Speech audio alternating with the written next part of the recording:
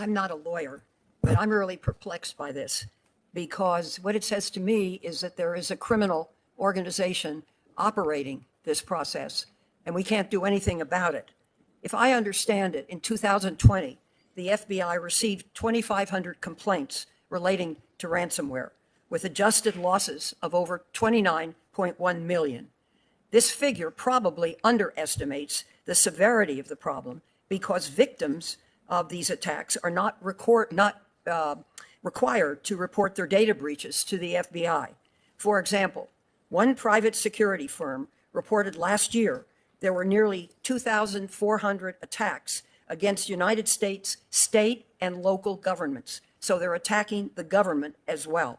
Healthcare facilities and schools alone, with 1,300 companies around the world losing intellectual property or sensitive information to attack.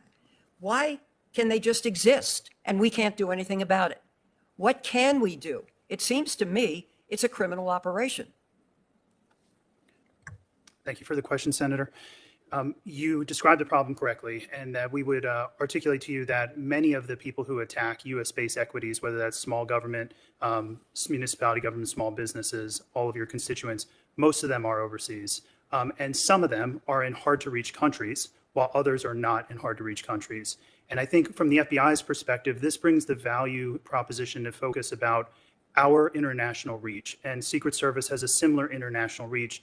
Through the Department of Justice, we have had success in cooperative third-party countries that aren't Russia, right, in terms of safe harboring criminals. And those people have been brought to justice. They may be on criminal charges in a different country. Excuse me, could you just speak to what the FBI advises us to do? Very simply put, the FBI's advisement is build a relationship with your field office leader as soon as possible for cyber incidents.